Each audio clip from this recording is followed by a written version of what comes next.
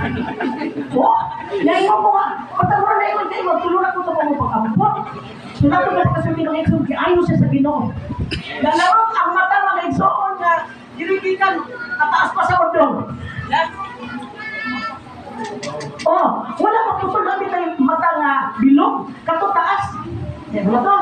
Pagka ayaw niya mga exoon na yan sa pabautismo ko, dahil na ko kaligo. Bautismo siya. Ako na din si Pastor Sumuro, akong papa.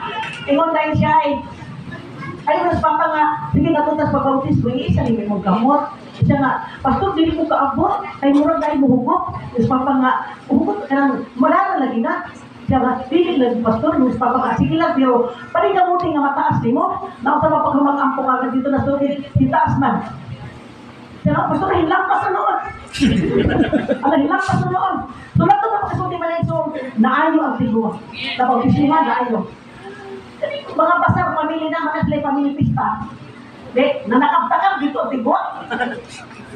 De, di pa mo tanda na nga muna, nagwati ko nga, kay gibaran ka, kay masukok ka ng tubig, kay mong patubod, kay timba, ganong naayo mo po kato, ang tubag ay, nausap pa po na sila na, Pastor Nendo ka, madikon malanta. Sila naman, naayo ito, mabatigil ko, anak. Lahat uy, nausap pa pagkakot ng mga tantang mga tulog kapuan, nga rin naman, naka po sila ilibat yan. Ito, Nay, dinalagay mo ang po. Pagkuya sa Ginoo, nga imong giingon nga gimadji ka namo. Dili kami ang nagmadji. Ang Ginoo may nagmadji sa inyo sakit. Kung ka tumamadji sa Ginoo, ilisa to nimong pagtuo. Hallelujah! Glory to God! Hallelujah! Hallelujah! Sa pinong na ito, nga pinagin ito ng milagro sa mundo, nga mga tibuwang.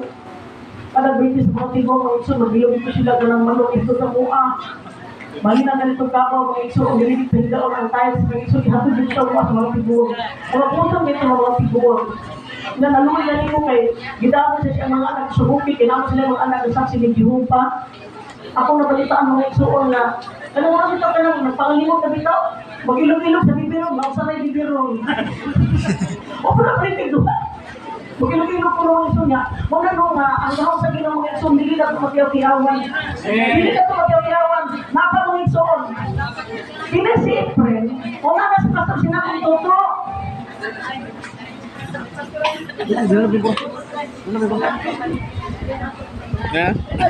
Lang. Ano si Efren? Magbangon ba na ang asawa ni Efren o si Arturo? Linda. Nang pa ito. Lumingon din siya luman na, hindi ko nang iyang anak Rachel. Nang nakabukod ito.